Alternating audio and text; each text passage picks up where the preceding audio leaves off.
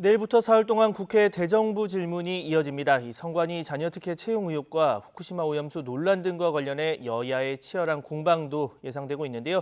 여기에 민주당 전당대회 돈봉투 의혹 중심에 있는 윤관석, 이성만 의원의 이 체포동의안 표결도 내일로 예정이 돼 있습니다. 서성교 건국대 특임교수, 배종호 세한대 교수 두 분과 함께 관련 내용 전망해 보겠습니다. 네, 어서 오세요. 안녕하세요. 네, 안녕하십니까? 네. 자, 먼저 대정부 질문 부분 보면 둘째 날은 경제고 셋째 날은 이제 교육, 문화, 사회, 이제 첫날은 정치, 외교, 통일, 안보 분야입니다. 아무래도 가장 중점을 둘 부분 어떤 부분이 있을까요, 교수님? 네, 이 대정부 질문은 이제 국회가 특정 분야 또 국정 전반에 대해서 정부에 질문하는데요. 특히 이제 국무총리, 당 장관들한테 질문하는데 여야 유리하고 불리한 이슈들을 굉장히 부각시키는 장입니다. 특히 첫날인 정치, 외교, 안보 질문하는 날에는 상당히 큰 이슈들이 많이 나옵니다. 여러 가지 지금 여당이 유리한 이슈 또 야당이 유리한 이슈가 있는데요. 여당에서는 아무래도 선관위 간부 자녀 아까 말씀하신 특혜 채용 문제, 또 최근에 선관위 원장 사퇴하라, 또 선관위 원장 감사 문제 이런 것들이 있고요. 또 이재명 민주당 대표가 중국 싱하이밍 대사 회동하면서 외교적인 논란을 일으켰지 않습니까? 이런 문제.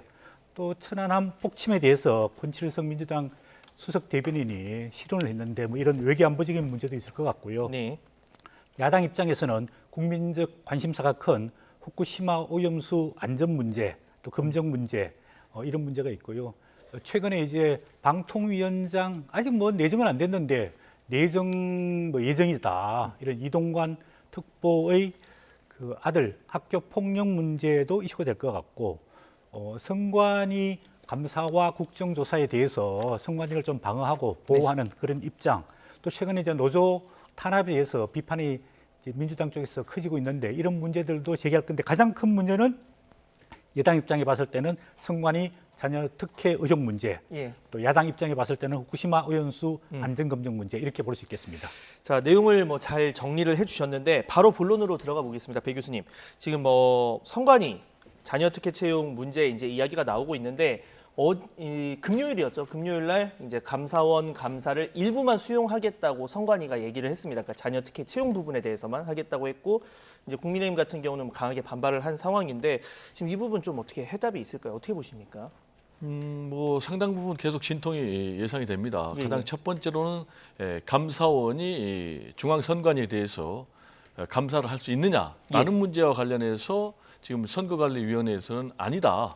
헌법적으로 법적으로 근거가 없다. 이유는 지금 감사원 같은 경우는 행정부 소속이고 지금 이제 선거관리위원회는 헌법적인 이제 독립기구이기 때문에 감사원 감사를 받을 수 없다라는 그런 입장 아니겠습니까? 여기서 이제 워낙 자녀 특혜 채용 의혹과 관련해서 국민들의 분노가 크다 보니까 감사원에서 이제 부분적인 감사에 대해서는 수용을 하겠다라는 이제 그런 입장을 선거관리위원회가 밝혔는데 여기에 대해서는 아니다. 감사 범위는 우리가 정하는 것이다. 라면서 사실상 이제 전면 감사를 요구를 하고 있기 때문에 이 부분이 이제 어떻게 정리가 될지 또 지켜봐야 되겠고요.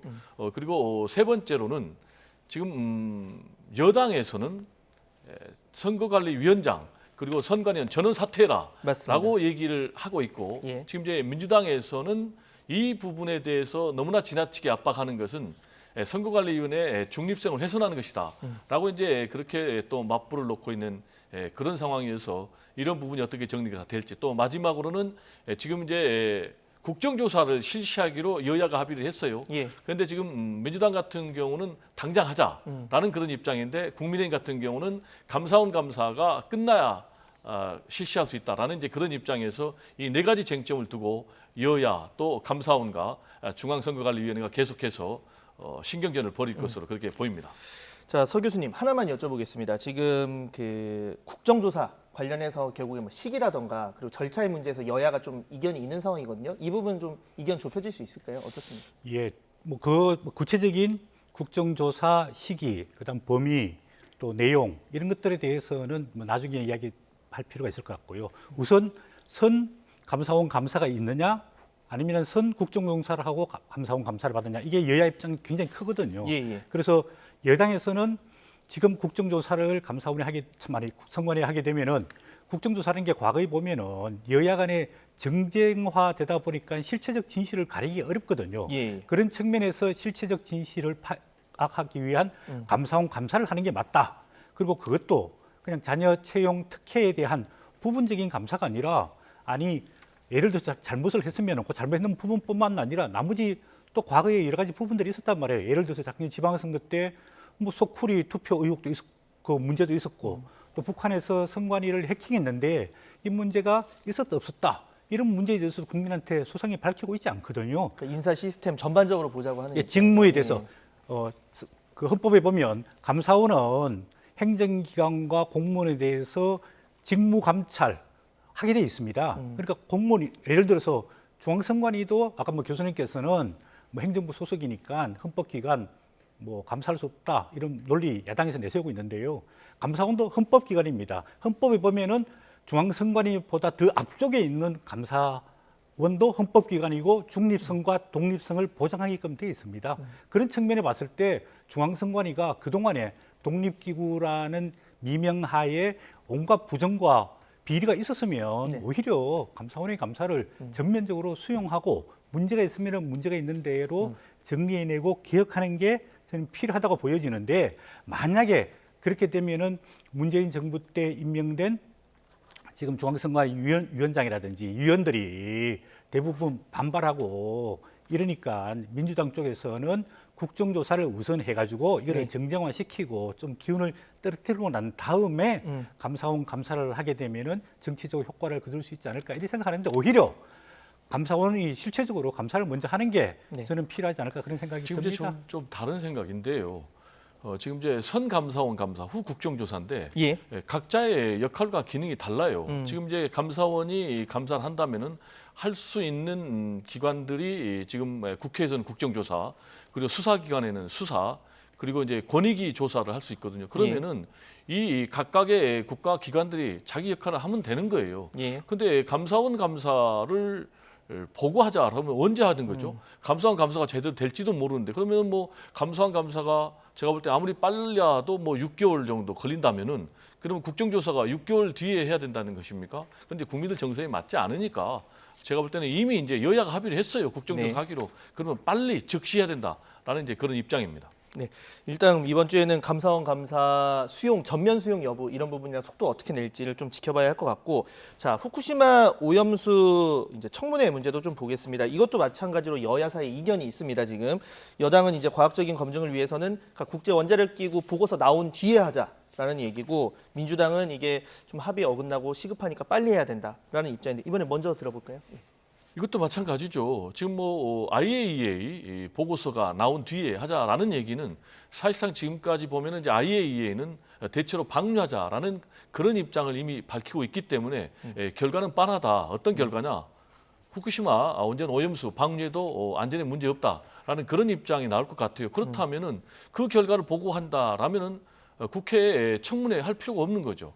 이미 좀 힘이 빠질 IAEA가 문제가 것이다. 없다라고 했으니까. 지금 상황이 이것도 마찬가지예요. 국민들 입장에서는 만약에 후쿠시마 오염수가 방류가 된다면은 당장 우리들의 건강, 안전이 문제가 되고 또 수산업 종사자들은 당장 피해를 입고 그럼 이제 지역 경제에도 큰 타격을 입는단 말이에요. 그러면은 지금 국회에서 청문회를 해가지고 과연 후쿠시마 오염수 방류해도 되는지 안 되는지, 그리고 안전한지 안 한지, 그리고 또 우리 국회 차원에서 또 우리 정부 차원에서 무슨 일을 해야 되는지 등등, 그리고 만약에 방류를 한다면은 그러면은 여기에 대해서 수산업자들 또 그리고 지역에 입을 타격과 관련해서 어떤 대책을 세워야 되는지 그런 것들을 얘기하려면은 당장 국회 차원의 청문회 해야 되는 거 아니겠습니까? 그리고 벌써 지금 일본 측에서 내일부터 시범적으로 방류한다는 것 아니겠습니까? 시운전을 하는 거죠. 그러니까요. 그래서 이제 저는 이것도 마찬가지로 국민들의 정말로 안전과 건강을 생각한다면은 국회가 빨리 지금 청문회를 열어서 대책을 마련해야 된다. 그리고 실제로 이것이 국민들이 요구하는 그런 것들이 아닌가, 저는 그렇게 생각을 합니다. 네, 뭐 저도 교수님 의견하고 똑같은데요. 아마 이제 6월 8일 날 여야 수석 원내 대표가 이제 야당이 요구하고 있는 후쿠시마 오염수에 대한 청문회를 받고 그 다음에 그 뭐 중앙선관위에 대한 국정조사를 이렇게 여야가 아마 소위 말해서 거래를 한 것 같은데 저는 후쿠시마 오염수에 대한 청문회는 IAEA 결과와 상관없이 국민적 관심사가 크기 때문에 국회가 청문회를 조기에 할 필요가 있다고 보여집니다. 근데 그 전제 조건은 좀 과학적 근거, 팩트 중심으로 할 필요가 있지 괜히 국민의 불안을 자극하기 위하거나 예. 대책이 없이 그냥 선전선동하는 것은 상당히 문제가 있다고 보여집니다. 오늘 보도를 보니까 후쿠시마 주변에 있는 어민들도 지금 7월부터 예정돼 있는 방류에 대해 가지고 대책을 마련해달라 이렇게 반대를 하고 있는 입장이거든요. 이건 우리 국민들 건강과 안전 문제가 직결돼 있기 때문에 좀 국회가 대책 마련 차원에서 좀 적극적으로 나설 필요가 있는데 현재의 오염수 상태가 어떻게 돼 있는 건지, 그 다음에 어떤 식으로 방류를 하는지, 희석후에 지금 방류를 한다는 이야기가 있는데 예. 그냥 오염수를 어떻게 처리할 건지, 방류하는 그 물질 그 수 속에 방사능 물질, 또 건강 안전에 위해 물질들이 얼마나 있는 건지, 그럼 이런 것들을 시정하기 위해서는 어떤 대안이 필요한 건지 이런 데 대해서 국회가 좀 조목조목 좀 분석하고 대안을 마련할 필요가 있다고 봅니다. 지금 이제 과학적인 근거를 얘기를 했는데요.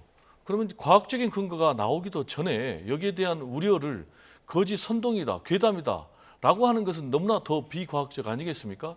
지금 이제 국민들 여론조사를 보면요, 방류 반대한다가 85%예요.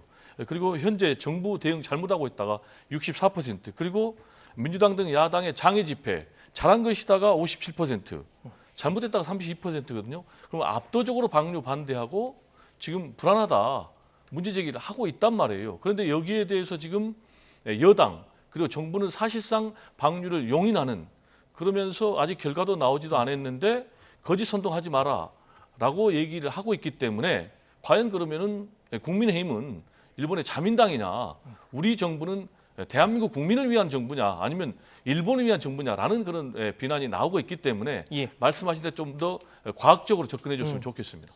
네, 그 두 분 모두 빠르게 할 필요는 있는데 이제 과학적인 부분에, 그러니까 팩트에 기반을 해서 이제 접근을 해야 된다는 한 얘기. 가지 민주당에서 지난 이제 4월달에 뭐 국회의원들이 2박 3일간 후쿠시마 원전 오염수 검증한다고 현장에 다녀왔습니다. 네. 그런데 실체적인 팩트라든지 실체적인 노력은 하지 않고 그냥 뭐 맹탕 사진만 찍고 돌아왔거든요.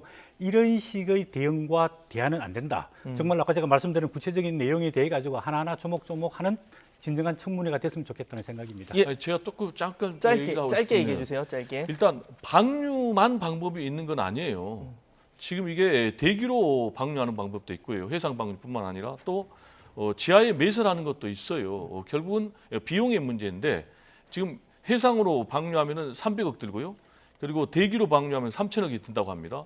그리고 지하에 매설할 경우는 이제 2조 3천억이 들고, 그러니까 결국은 비용 때문에 가장 손쉬운 방류를 하는 거예요. 그렇다면 안전 문제와 관련해서는 당연히 우리나라는 반대해야 되는 것이죠. 그래서 이제 홍준표 시장 같은 경우도 얘기를 했잖아요. 이건 당연히 반대해야 된다. 그런데 지금 우리 정부 입장에서 당연히 용인하는 쪽으로 가니까 지금 국민들도 여기에 대해서는 상당히 좀 분노하고 있는 상황이 아닌가 이렇게 생각이 됩니다. 예, 알겠습니다. 자, 다음 주제로 넘어가서요. 그 이재명 대표와 이제 중국 싱하이밍 주한 중국 대사 만찬 회동 자리 이제 이야기 좀 해보겠습니다.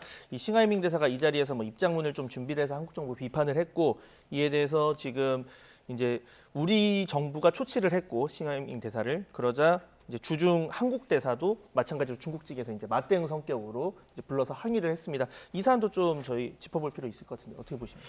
예, 뭐 이재명 민주당 대표가 외국 대사들 만나서 외교하는 것 저는 뭐 괜찮다고 보는데, 예. 근데 외교에는 여야가 따로 없거든요. 우리 조선 말 때 조선이 친중파냐, 친일파냐, 친러파냐 이러다가 조선이 결국은 망하게 됐단 말이에요. 지금 시점으로 봤을 때 윤석열 정부가 들어서서 미국과의 그 동맹 관계를 강화하고 또 일본과의 그 불협화음을 해소하고 이렇게 관계 개선을 해가면서 이제 다음 차례로 중국과 관계 개선을 해 나갈 즈음에 이 시점에 야당 대표가 중국 대사의 초청을 받아가서 그런 이야기를 듣는다는 것, 시점에 문제가 있고요. 그다음 장소도 예를 들어서 국회에서 만났다라든지 제3장소에서 만찬을 했다든지 이러면 괜찮은데, 예. 그 장소가 그 중국 대사 관저로 갔다는 것, 뭐 이것도 약간 좀 문제가 지적될 수 있고요. 그다음 방식이 뭐 결과적으로 보면은 다른 초청한 분들이 불참해가지고 단독 회동이 됐는데, 그러면 이재명 대표가 단독으로 가야 할지 안 가야 할지, 가면 어떤 발언을 해야 될지 정확하게 정치적인 입장을 정하고 가야 되는데 네. 그냥 갖는 것 아니냐 이런 생각이 들고, 마지막으로는 중국 대사가 아까 말씀하신 대로 미국이 승리하고 중국이 패배하는데 한국이 지금 배팅하고 있는데 이거 잘못된 판단이고 역사의 흐름을 제대로 파악하지 못하고 있는 거다, 이렇게 비판을 했으면은 사실 그렇지 않다라는 문제 제기와 본인이 조금 교정, 본인의 입장을 제대로 전달할 필요가 있었는데 이런 부분이 조금 아쉬웠다. 네. 그런 생각이 들면서 이거는 크게 이제 우리가 미국과 중국과의 관계가 좀 변화가 있으면은 한중 관계도 전략적 협력 동반자 관계로 다시 복원될 거기 때문에 예. 조금 더 차분하게 지켜볼 필요가 있다고 보여집니다. 네, 시점, 장소 그리고 내용, 대응 이렇게 구분해서 짚어주셨고요. 예. 일단 뭐 본질을 좀 봐야 되겠죠. 본질은 지금 미중 패권 경쟁에서 비롯된 문제 아니겠습니까? 그런 상황에서 이제 윤석열 정부의 외교 정책이 미국 일변도로 가다 보니까 지금 빚어지고 있는 이런 상황인데, 현재의 한중 관계를 보면 상당히 좀 우려가 돼요. 더 악화될 것 같아요. 지금 뭐 일본 중국 정부도 그랬고 또 우리 한국 정부도 그러고 각각의 대사들을 지금 초치해 가지고 뭐 용어를 보면은 우리나라 같은 경우는 뭐 엄중 경고한다라는 그런 표현까지 썼는데, 이건 상당히 좀 외교적으로 위기단 말이에요. 그러면은 이렇게 될 경우에는 어떻게 되느냐? 결국 이제 우리나라 같은 경우는 무역으로 먹고 사는 나라인데 엄청난 타격을 입을 수밖에 없는 것이죠. 사드 사태 때도 중국의 경제 보복으로 우리나라가 엄청나게 큰 타격을 입었지 않습니까? 그래서 지금 가치 외교라는 부분이 저는 상당히 좀 위험하다고 봅니다. 결국 네. 외교라는 것이 국익 중심의 실용 외교가 돼야 되는데 지금 이념 중심의 외교로 갈 경우에는 상당히 외교적인 선택지가 경색돼 가지고 우리가 폭이 좀 제한되는데, 결국은 이제 우리는 미국하고도 잘 지내야 되지만 중국하고도 잘 지내야 되고 네. 일본하고도 잘 지내야 되고 러시아하고도 잘 지내야 되는 그런 이제 지정학적 위치에 있기 때문에 이런 근본적인 부분을 외면해서는 안 된다라는 얘기를 좀 드리고 싶습니다. 네, 자 민주당 상황도 좀 보겠습니다. 돈봉투 의혹으로 구속영장 청구된 이제 윤관석, 이성만 두 지금은 무소속 의원이죠. 더불어민주당 출신 의원들에 대한 체포동의안 표결이 내일 또 예정이 돼 있지 않습니까? 저희가 그래픽을 하나 준비한 게 있는데 과거 체포동의안 표결 결과 한번 먼저 그래픽 준비가 될 수 있을까요? 예, 한번 보시죠. 자, 노웅래 의원 같은 경우 부결됐고 또 이재명 대표도 부결. 반면에 이제 하영재 국민의힘 의원의 경우 가결이 됐습니다. 이게 그러니까 과반 출석에 이제 출석 의원 과반 이상의 찬성으로, 그래서 지금 의석수 167석인 민주당이 사실상 키를 쥐고 있다라고 하는 상황이고요. 민주당은 어쨌든 자율 투표하겠다는 입장입니다. 이 부분에 대해서 뭐 가결, 부결 여부를 포함해서 좀 전망 짚어봐야 할 것 같아요. 예. 뭐 민주당의 자율 투표에 맞겠지만 전체적인 분위기가 뭐 좌우하지 않을까 그런 생각이 듭니다. 아까 세 차례 이야기했지만은 노웅래 의원, 뭐 이재명 여기는 이제 민주당이 대부분이 반대를 해가지고 부결이 됐고요. 예. 하영재 국민의힘 의원은 찬성을 했기 때문에 가결이 됐단 말이에요. 그럼 현재 보면은 민주당이 167석, 네. 국민의힘이 113석을 갖고 있기 때문에 민주당 의원들이 어떻게 판단하느냐에 따라 가지고 저는 뭐 부결되든지 아니면 가결되든지 할 거라고 보여지는데, 민주당이 며칠 전까지 민주당이 같이 의정 활동했던 의원들이지 않습니까? 지금은 탈당했지만은 그런 의원들에게 체포 동의안 찬성하기가 심정적으로 쉽지 않을 텐데, 그런데 만약에 그거를 불결시키면은 또 민주당이 방탄, 부정, 비리, 옹호당으로 가서, 안 그래도 지금 이재명 민주당 대표 뭐 이거 돈봉투 문제, 또 김남국 뭐 의원의 코인 의혹 문제, 이런 등등 문제들이 있는데 다시 또 국민으로부터 지탄받을 가능성이 많지 않을까, 이런 생각이 들고요. 이번에 이제 정당법 위반으로 윤관석 의원은 6천만 원을 받아가지고 본인이 이제 전달했다는 거고, 이성만 의원은 1,000만 원을 받아서 전달했다는 건데, 이게 정말 중대범죄에 해당되기 때문에 또 국민들이 국회 체포 동의안 이 특권을 빨리 폐지해야 된다고 주장하고 있기 때문에 원칙적으로는 민주당 의원, 국민의힘 의원 다 저는 찬성해야 된다고 보는데, 현실적으로는 권정주의, 네. 개인관계 이런 것들이 좀 작용하지 않을까 그런 생각이 듭니다. 심정적으로는 뭐 쉽지 않지만 또 당합학 상황이 있으니까 지켜봐야 한다라는 입장이고요. 제가 가결 부결 여쭤보는 것보다 이걸 먼저 여쭤봐야 될 것 같아요. 의원총회에서 이제 내일 의원총회가 있지 않습니까? 여기서 최근에 뭐 이래경 혁신위원장 임명 9시간여 만에 뭐 자진 사퇴 이런 여러 가지를 포함해서 뭐 앞으로 혁신을 위해서 어떤 노력할 것이냐 이런 다양한 의견이 분출될 것으로 보이는데 이 부분 좀 전망을 해보신다면요. 일단 뭐 기본적으로 민주당 같은 경우는 친명 비명 간의 계파 갈등이 존재하고 있는 그런 상황 아니겠습니까? 네. 이 상황에서 이제 이내경 혁신위원장 같은 경우 낙마했기 때문에 더 치열하게 격돌하고 있어요. 특히 이제 네. 아시겠지만 지금 계파 갈등의 핵심은 결국 공천 문제로 이어지거든요. 그래서 이제 비명계에서는 이재명 대표 사퇴를 요구하고 있는데 이재명 대표 사퇴를 요구하는 것은 이재명 대표에게 이제 공천권 행사하지 말라는 그런 문제거든요. 예. 따라서 혁신위원장을 누구를 하느냐에 따라서 그 미래가 좀 굉장히 좌우되기 때문에 친명 비명 굉장히 민감하게 반응할 수밖에 없겠고요.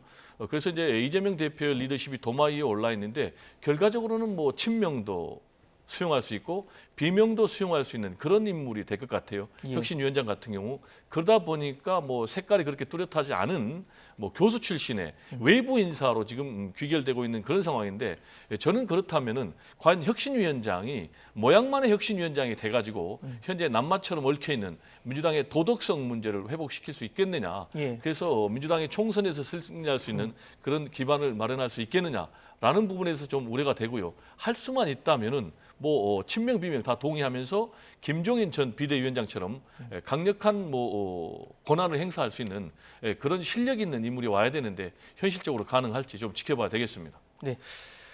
자, 이번에 이 부분 한번 추가로 여쭤볼게요. 조국 전 장관 최근 뭐 활동 보폭 넓히고 있는데 SNS에 이런 글을 남겼습니다. 그러니까 앞으로 좀 어떤 일을 할지 뭐 고심 중이다. 그리고 뭐 지도도 나침반도 없는 길 없는 길 가겠다. 이거 좀 총선 출마 의사를 높이고 있다. 이렇게 봐야 될까요? 어떻습니까? 뭐 해석은 본인만이 할 수가 있겠지만 우리가 볼 때는 총선 출마를 좀 시사하는 것 아닌가 이렇게 생각이 됩니다. 예. 현재 뭐 1심에서 유죄 판결을 받았으니까요. 형이 확정 판결되지 않으면은 총선 출마 자격은 있는 겁니다.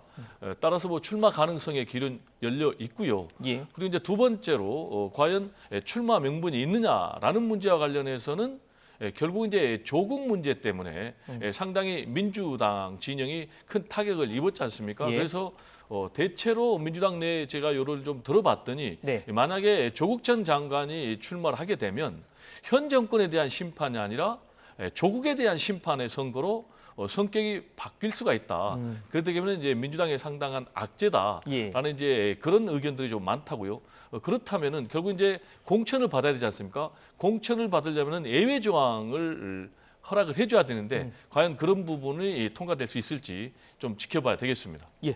자, 마지막으로 이 주제 보겠습니다. 이 방송통신위원장 내정된 이제 이동관 특보 아들의 뭐 학폭 문제 여러 가지 얘기들이 나오고 있는데 이 피해자 한 명이 이제 언론사에 입장을 보내서 이제 뭐 본인은 피해자가 현재는 뭐 피해자가 아니고 잘 지내고 있다 이런 이야기를 하기도 했고 이와 관련해서 민주당 같은 경우는 피해자가 한 명이 아니고 4명이고 뭐 여러 가지 심각성 부각하고 있는 상황인데 이 부분에 대해서 짧게 의견 한 번씩 들어보고 마무리해야 될 것 같아요.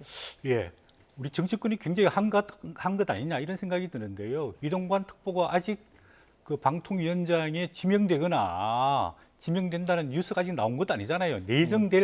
지명될 가능성만 있다고 그러는데 이 문제를 가지고 언론이나 정치권이 너무 공격하는 것은 좀 문제가 있다고 보여지고 있고요. 예. 아까 말씀하신 대로 피해자가 이게 일방적으로 학교 폭력이 아니다.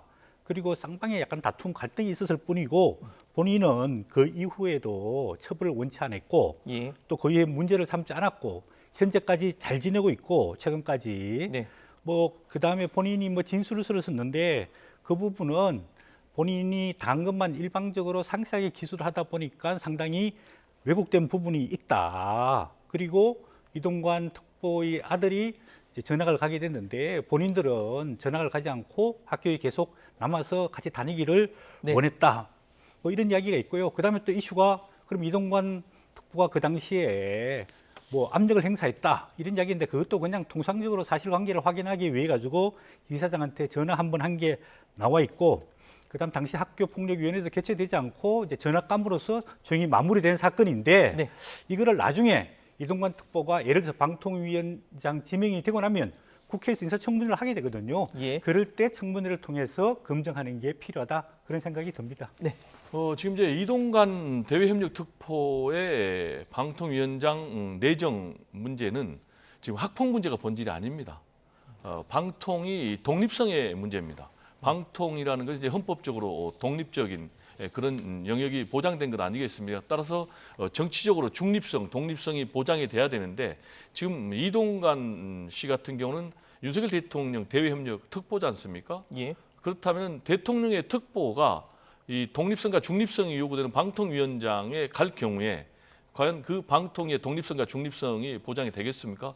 더더욱 현 한상혁 방통위원장 같은 경우에 다툼의 여지가 있다라면서 구속영장 발부를 법원에서 기각을 했거든요. 그럼에도 불구하고 지금 대통령이 강제 면직을 했어요. 그래가지고 지금 방송계, 언론계에서는 이거는 방송 장악 시도다라고 얘기를 하고 있는 상황에서 이동관 특보를 방통위원장에 내정한다는 것은 매우 부적절하다. 그리고 이것은 국민을 무시하는 행동이다. 저는 이렇게 정리를 합니다. 네. 자, 두 분 말씀 오늘 여기까지 듣겠습니다. 마지막 얘기에서는 이제 청문회에서 보자, 그리고 좀 중립성 부분에서 좀 더 이제 검증이 필요하다라는 얘기까지 들어봤습니다. 지금까지 서성교 건국대 특임 교수, 배종호 세한대 교수 두 분과 함께 이 전국 관련 내용 전망해봤습니다. 두 분 수고하셨습니다. 네, 감사합니다.